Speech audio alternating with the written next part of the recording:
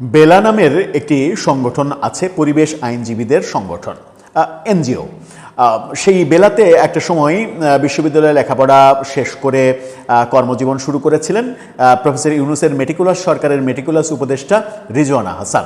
এরপরে বেলার যিনি প্রধান ব্যক্তি তার অনুপস্থিতিতে একসময় বেলার প্রধান হয়ে গেলেন। সেটাও একটা মেটিকুলাস ডিজাইন, এটা নিয়ে গণমাধ্যমে খবরও হয়েছিল এবং তিনি কিভাবে সেগুলোর একটা দখল প্রক্রিয়ায় গিয়েছিলেন এরকম খবর গণমাধ্যমে দেওয়ার চেষ্টা করেছিল।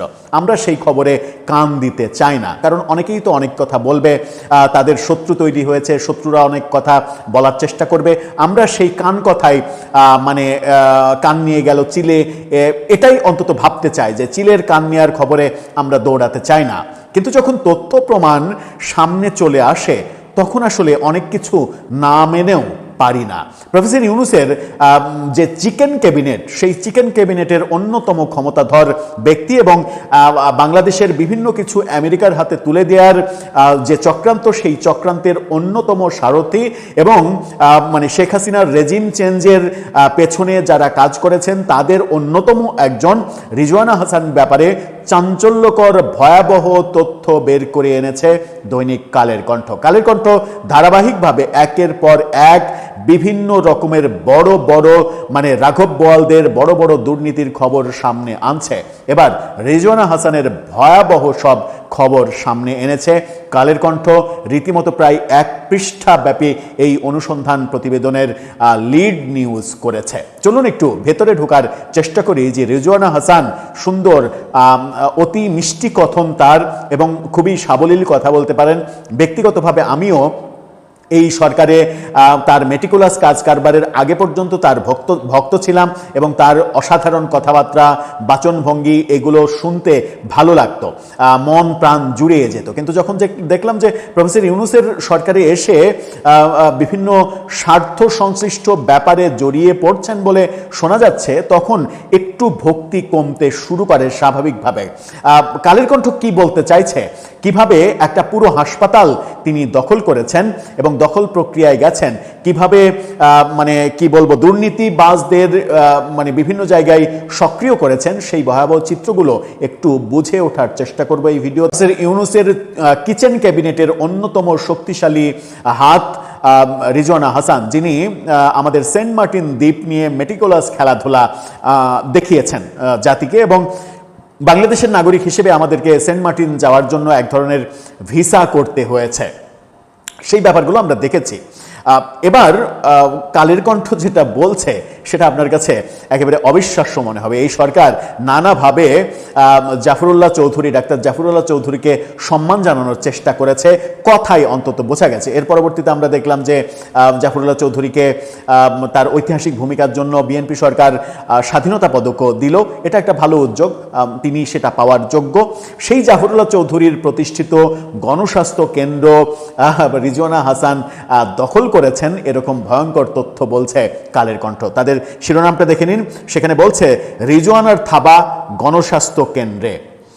রিজওয়ানার থাবা গণস্বাস্থ্য কেন্দ্রে এই শিরোনাম যখন তারা করছে তখন বেশ কিছু গুরুত্বপূর্ণ পয়েন্ট তারা এখানে হাজির করেছে। পয়েন্টগুলো একটু জেনে নিন। পয়েন্টগুলোর মধ্যে গুরুত্বপূর্ণ ব্যাপার রয়েছে, ক্ষমতার দাপটে প্রতিষ্ঠাতা ট্রাস্টিকে মব করে সরিয়ে দেন সৈয়দা রিজওয়ানা হাসান। ক্ষমতার দাপট দেখিয়ে প্রতিষ্ঠাতা ট্রাস্টিকে মব করে সরিয়ে দেন।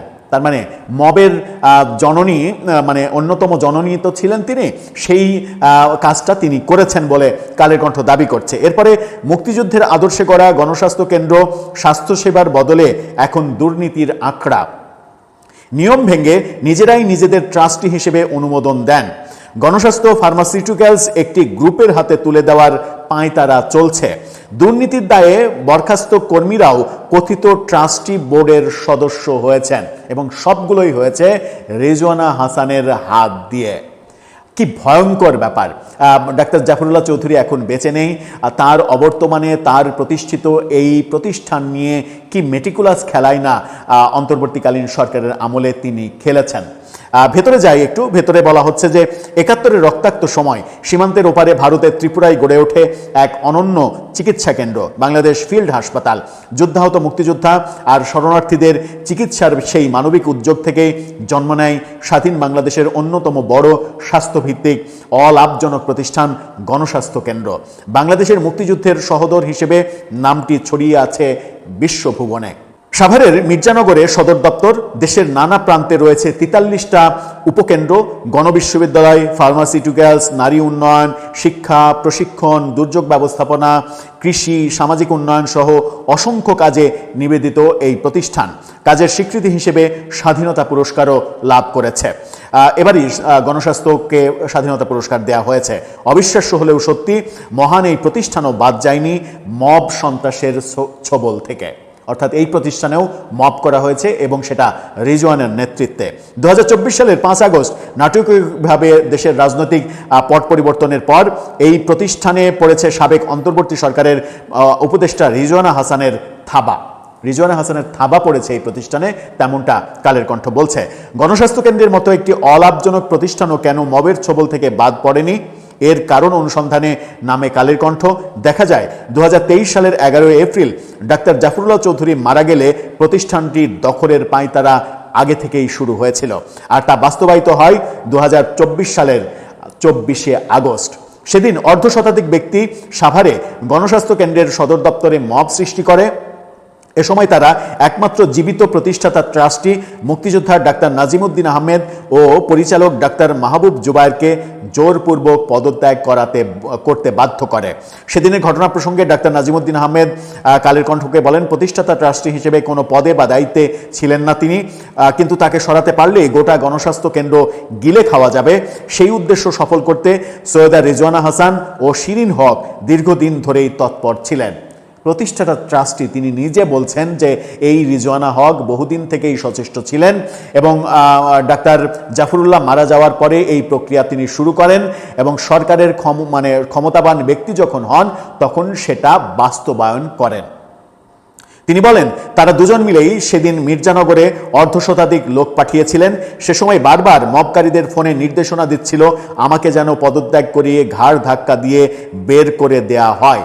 এছাড়া গণস্বাস্থ্য কেন্দ্রের একাধিক কর্মচারীও সরাসরি ইন্ধন দেন। ঘটনাস্থলে স্থানীয় প্রশাসনের ঊর্ধ্বতন কর্মকর্তারা উপস্থিত থাকলেও উপর মহলের নির্দেশনা আছে জানিয়ে তারা নীরব ভূমিকা পালন করে। একজন উপদেষ্টা যখন সরাসরি মব করাচ্ছে তখন তো প্রশাসন নীরব থাকবেই। পুলিশের কি এমন খেয়ে দিয়ে কাজ পড়েছে যে পুলিশ আবার এই ঘটনায় জড়িয়ে নিজেদেরকে আবার নতুন করে বিতর্কের মুখে ফেলবে? রিজওয়ানার নির্দেশ ডাক্তার নাজিমকে বের করেন, এই শিরোনামে ছোট শিরোনাম করেছে তারা। বলছে, অনুসন্ধানে জানা গেছে কয়েক বছর ধরেই গণস্বাস্থ্য কেন্দ্রের বিভিন্ন কর্মকাণ্ডে আনুষ্ঠানিকভাবে খবরদারি করার চেষ্টা করছিলেন রিজওয়ানা হাসান। প্রতিষ্ঠানটিকে নিজের কবজায় নিতে একটি সুযোগের অপেক্ষায় ছিলেন তিনি, আর সেই সুযোগ এসে যায় ছাত্র জনতার অভ্যুত্থানের রাজনৈতিক পট পরিবর্তনের পর। সরকারের উপদেষ্টা হিসেবে দায়িত্ব গ্রহণের মাত্র ১৬ দিনের মাথায় তিনি দখলে নেন গণস্বাস্থ্য কেন্দ্র। পরিকল্পনার অংশ হিসেবে চূড়ান্ত ধাপে সরিয়ে দেন ডাক্তার নাজিমুদ্দিনকে। মবের মুখে সই করা নাজিমুদ্দিনের কথিত পদত্যাগপত্রের একটি ছবি কালের কণ্ঠ খুঁজে পেয়েছে। সেখানে লেখা ছিল এরকম, আমি স্বেচ্ছায় ও সজ্ঞানে অত্র তারিখ হতে গণস্বাস্থ্য কেন্দ্রের সকল দায়িত্ব থেকে অব্যাহতি নিলাম এবং ভবিষ্যতে অত্র প্রতিষ্ঠানের কোনো কার্যক্রমে অংশগ্রহণ করব না। ঘটনার সময় উপস্থিত এক কর্মকর্তা কালের কণ্ঠকে বলেন, লেখাগুলো মবকারীরা নিজেদের হাতে লিখে দিয়েছিল, তারপর সেখানে নাজিমুদ্দিনকে সই করতে বাধ্য করা হয়েছিল। অন্যদিকে ডাক্তার নাজিমুদ্দিন অভিযোগ করেন তাকে যে কোনো মূল্যে গণস্বাস্থ্য কেন্দ্র থেকে অপমান করে বের করে দিতে হবে, এই নির্দেশ ছিল রিজওয়ানা হাসানের। তার ভাষ্য, প্রশাসনের লোকজন মব ঠেকাতে না পেরে আমাকে পদত্যাগের অনুরোধ জানায়। এর মধ্যে তারা ফোনে লাউডস্পিকারে দিয়ে নির্দেশনার কথাটি শোনায়। তখনই আমি শুনতে পাই রিজওয়ানা হাসান বলছিলেন, ডাক্তার নাজিমকে গ্রেপ্তার করেন, ডাক্তার নাজিমকে এখনই বের করেন, যে কোনো মূল্যে তাকে বের করতে হবে, নইলে অ্যারেস্ট করতে হবে, এটা আমাদের নির্দেশ। আমি আর এই নিউজের পরবর্তী ধাপে যেতেই চাই না। এই ডাক্তার নাজিমুদ্দিন নিজেই বলছেন যে লাউডস্পিকারে তিনি রিজওয়ানার নির্দেশ শুনেছেন। তিনি বলেছেন ডাক্তার নাজিমকে পদত্যাগ করান, তাকে সই করান, তাকে বের করে দেন, তাকে গ্রেপ্তার করেন, এটা আমার নির্দেশ। কি ভয়ঙ্কর ব্যাপার ঘটিয়েছে প্রফেসর ইউনূস সরকারের প্রত্যেকটা আমি প্রায় শব্দটা ব্যবহার করছি যেন নির্দোষ কেউ এটার মধ্যে না পড়ে। এই যে রিজওয়ানা হাসান কিংবা আসিফ নজরুলের মানে নজরুলদের অধ্যত্ব এবং প্রফেসর ইউনূসের পুরো পরিকল্পনাটা সাজানো, কিভাবে কোন সেক্টর দখল করতে হবে, সেই যে দখলবাজি, মানে শেখ হাসিনা সরকার দখলবাজি করেছে, দুর্নীতি করেছে, ফ্যাসিজম তৈরি করেছে, সেই অভিযোগ দিয়ে শেখ হাসিনাকে কোনোভাবে সরিয়ে দিয়ে ডিপ স্টেটের ষড়যন্ত্র বাস্তবায়ন করতে এই যে দখলবাজি এবং মুক্তিযুদ্ধের আদর্শকে ভুলুণ্ঠিত করা, মুক্তিযুদ্ধ এবং মুক্তিযোদ্ধাকে নতুন মানে জুতার মালা পরিয়ে সারা দেশে ভাস্কর্য গুঁড়িয়ে দিয়ে যে ব্যাপার, যে বন্দোবস্ত প্রতিষ্ঠিত করতে চেয়েছিলেন, তার ভয়ঙ্কর উদাহরণ আজকে দেখলেন আপনারা কালের কণ্ঠের এই রিপোর্টে। আপনাদেরকে আবারও এই কালের কণ্ঠের শিরোনামটা আপনাদেরকে দেখাই। শিরোনামের স্ক্রিনশটটা আপনারা দেখে নিন। সেই শিরোনামের স্ক্রিনশটটা দেখে আপনার যদি ইচ্ছা হয় এই পুরো খবরটা আপনি নিজে পড়ে নিন। তারপরে আপনার যদি গা শিউরে না ওঠে, আপনার যদি বাকরুদ্ধ অবস্থা না হয়, আপনার যদি মানে হতবিহ্বল অবস্থা না হয়, তারপরে হয়তো প্রশ্ন করার কোনো অপশন পাবেন, কিংবা স্রেফ বোবা হয়ে যেতে হবে।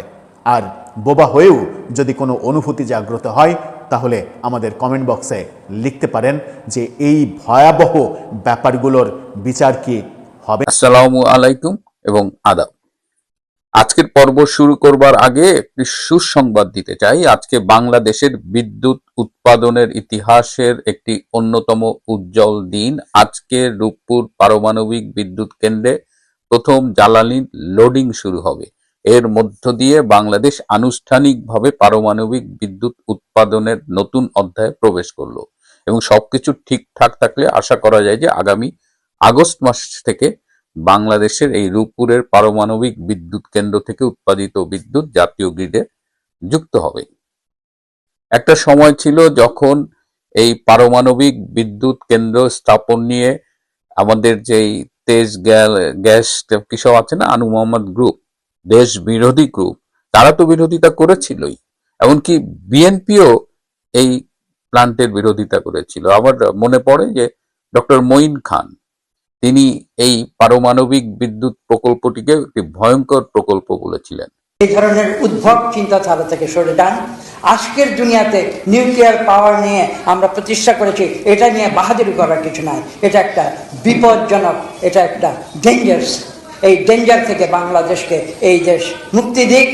কিন্তু নিয়তির এমনই খেলা যে আজকে বাংলাদেশ যখন প্রায় অর্ধেক সময় লোডশেডিং এর অন্ধকারে নিমজ্জিত থাকে, তখন অনেকটা উদ্ধার হিসেবে আসছেন শেখ হাসিনার প্রতিষ্ঠিত এই পারমাণবিক বিদ্যুৎ কেন্দ্রটি। এবং আজকের এই ঐতিহাসিক দিনে আমি আমাদের একাধিকবারের নির্বাচিত প্রধানমন্ত্রী বঙ্গবন্ধু কন্যা শেখ হাসিনাকে ধন্যবাদ জানাচ্ছি, তার প্রতি কৃতজ্ঞতা।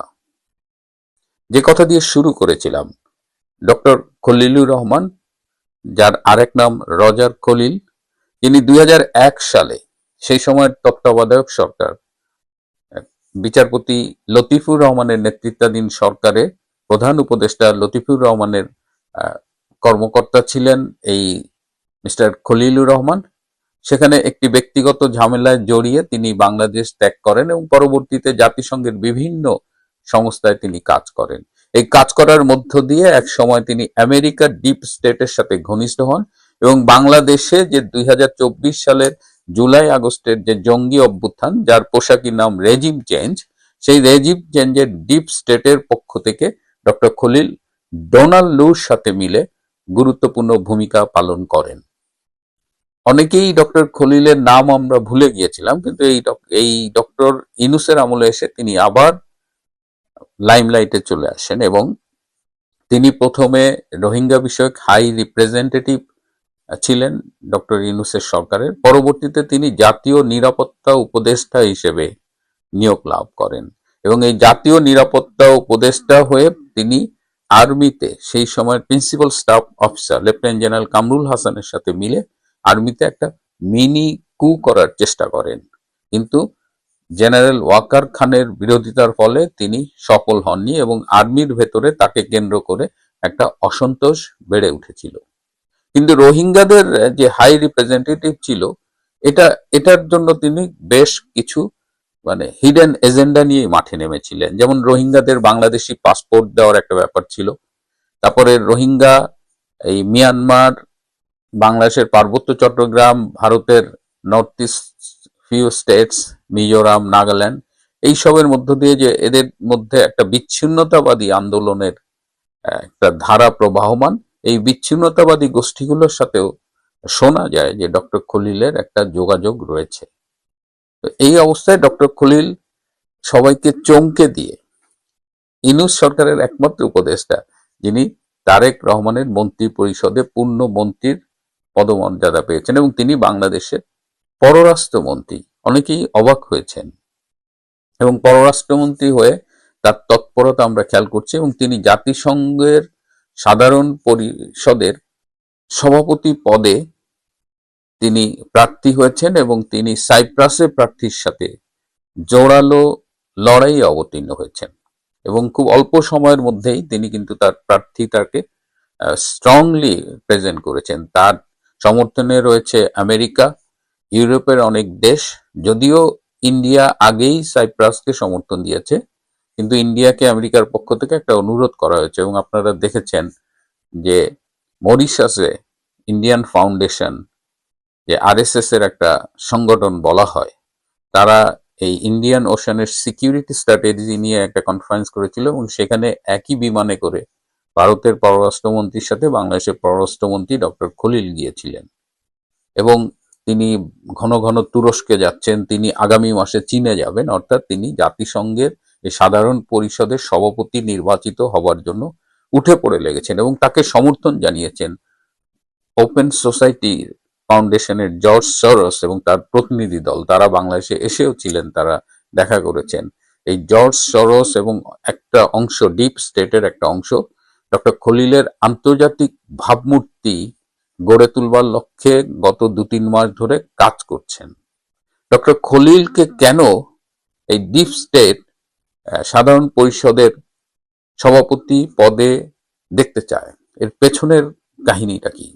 ডক্টর খলিল এই দক্ষিণ এশিয়া এবং দক্ষিণ পূর্ব এশিয়ায় মার্কিন স্বার্থ প্রতিষ্ঠায় কিন্তু নিরলস পরিশ্রম করে যাচ্ছেন এবং যেখানে ডক্টর ইউনূস ফেল করেছেন, ডক্টর ইউনূস কিন্তু দীর্ঘ সময়ের জন্য ক্ষমতা দখল করেছিলেন, অ্যাটলিস্ট 5 বা 10 বছরের জন্য, কিন্তু তিনি এমন টেরিবলি ফেল করেছেন যে তাকে সবাই মিলে সরিয়ে দিতে বাধ্য হয়েছেন এবং আওয়ামী লীগ তো তার পেছনে লেগেই ছিল। বলা যায় যে আওয়ামী লীগের দাবির মুখে, আওয়ামী লীগের কর্মতৎপরতার মুখে ডক্টর ইউনূসকে ব্যর্থতার দায়ভার নিয়ে সরে যেতে হয়েছে। কিন্তু ডক্টর খলিল কিন্তু সেই হিসেবে ব্যর্থ হননি। তিনি যে যে মিশন নিয়ে এসেছেন তিনি সাফল্যের সাথে সেগুলো এগিয়ে নিয়ে যাচ্ছেন।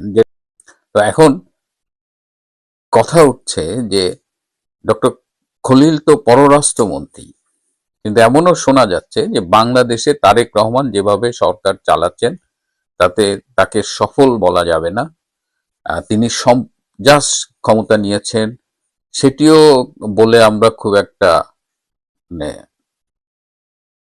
কমপ্লাসেন্ট হতে পারছি না, এই কারণে যে মর্নিং শোজ দ্য ডে, তিনি দক্ষতা, সক্ষমতা এগুলো দেখাতে পারছেন না। তার যে মেধার পরিচয় ইতিমধ্যে আমরা পেয়েছি সেটিও খুব হতাশাজনক। তো বাংলাদেশে তারেক রহমান কতদিন সরকারের নেতৃত্ব দিতে পারবেন, কতদিন এই সরকার ক্ষমতায় থাকবে? সারা দেশে বিদ্যুৎ পরিস্থিতি, সারের পরিস্থিতি, অভাব, সব মিলিয়ে অনেকেই বলছেন যে একটা দুর্ভিক্ষের পায়ের আওয়াজ পাওয়া যাচ্ছে। তো এরকম চলতে থাকলে তারেক রহমান 5 বছর কমপ্লিট করতে পারবেন কিনা, এমনকি 2 বছর কমপ্লিট করতে পারবেন কিনা, সেই বিষয়ে কিন্তু এদিকে ওদিকে আলোচনা শুরু হয়ে গেছে। এমনও হতে পারে যে তারেক রহমানকে সরিয়ে দিয়ে হয়তো আগামীতে আরেকটি তত্ত্বাবধায়ক সরকার বা অস্বাভাবিক সরকার ক্ষমতায় আসতে পারে, যে সরকারের প্রধান হতে পারে এই ডক্টর খলিল। এটি নিয়ে কিন্তু একটা সম্ভাবনা আছে এবং যা উড়িয়ে দেওয়া যায় না। এদিকে আপনারা নিশ্চয়ই খেয়াল করেছেন যে ডক্টর ইউনূস যে ক্ষমতার থেকে চলে যাওয়ার আগে নিজেই নিজের 12 মাসের সিকিউরিটি এনশিওর করেছিলেন যে তাকে এসএসএফ সিকিউরিটি দিবে, কিন্তু সম্প্রতি আমরা দেখলাম যে তারেক রহমানের সরকার এই 12 মাস কেটে 6 মাস করেছে। এই 6 মাস এর এই যে অর্ডারটা হয়েছে এই অর্ডারটাকে চেঞ্জ করে আবার 12 মাসে রাখার জন্য ইউনুস সেন্টারের পক্ষ থেকে ডক্টর খলিলের সাথে যোগাযোগ করা হয়েছিল, কিন্তু ডক্টর খলিল বলেছেন এ ব্যাপারে তার কিছু করার নেই। এদিকে ডক্টর ইউনুসের যে 12 মাস থেকে 6 মাস সিকিউরিটি কাটা হয়েছে, এটা নিয়েও কিন্তু অনেক কিছু শোনা যাচ্ছে। কেউ বলছে যে 6 মাস পরেই ডক্টর ইউনুস রাষ্ট্রপতি হবেন, এই কারণে তার আর পরের 6 মাস এসএসএফ সিকিউরিটি নাই, তখন রাষ্ট্রপতি হিসেবে তিনি তো তার ডিফারেন্ট সিকিউরিটি পাবেন।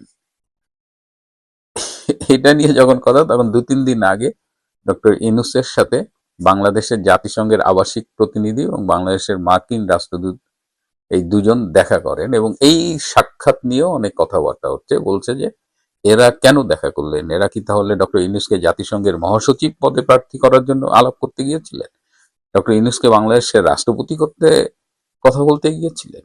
আমরা এটা নিয়ে খোঁজ নিয়ে জেনেছি এসবের কিছুই না। বেসিক্যালি ডক্টর ইউনুস অনেকদিন ধরেই বলছিলেন যে যোগাযোগ নাই, কথা নাই এই মার্কিন রাষ্ট্রদূত এবং জাতিসংঘের স্থানীয় আহ, যিনি প্রতিনিধি তাদের সাথে দেখা করার জন্য অনেকদিন ধরেই চেষ্টা করছিলেন, এবং বেসিক্যালি ডক্টর ইউনুস চাচ্ছিলেন তাদের সাথে দেখা করে তিনি বলবেন যে তার আমলে পাশ করা যে অধ্যাদেশগুলো হয়েছে সেই অধ্যাদেশগুলো যেন তারেক রহমানের সরকার গ্রহণ করে, এবং আরো কিছু তার তদবির ছিল। কিন্তু তারা সময় করে উঠতে পারেনি। তারা যখন দেখা করছে তখন অধ্যাদেশগুলোর ব্যাপারে সংসদে সিদ্ধান্ত হয়ে গেছে, এবং ফলে দেখা গেছে যে এটা আসলে একটা স্রেফ সৌজন্য সাক্ষাতে পরিণত হয়েছিল। সুতরাং এটা নিয়ে আহ, মানে অনেক বেশি আকাশ কুসুম কল্পনা করবার অবকাশ নেই। ডক্টর ইউনূসের সুদিন আসার কোনো সম্ভাবনা আর দেখি না। নইলে ঈদের দিন প্রায় 2.5 ঘন্টা দাঁড়িয়ে থেকে তিনি প্রধানমন্ত্রী তারেক রহমানের সাথে সৌজন্য সাক্ষাৎ করেছেন। মানে তার মতো একজন ভিভিআইপি বলা যায়, সে কেন 2.5 ঘন্টা লাইনে দাঁড়িয়ে থাকে? তো 2.5 ঘন্টা লাইনে দাঁড় করিয়ে রাখার মধ্য দিয়ে তার প্রতি একটা মেসেজ তারেক রহমানের সরকারের কাছ থেকে স্পষ্টভাবে পৌঁছে দেওয়া হয়েছে যে ওইসব মানে দিবা স্বপ্ন দেখে লাভ নেই যে প্রেসিডেন্ট হবে বা আরো ব্লা ব্লা ব্লা। প্রিয় বন্ধুরা, আজ এ পর্যন্তই। ভালো থাকবেন, সুস্থ থাকবেন, তার চেয়েও জরুরি হলো নিরাপদে থাকবেন। সবাইকে অনেক ধন্যবাদ।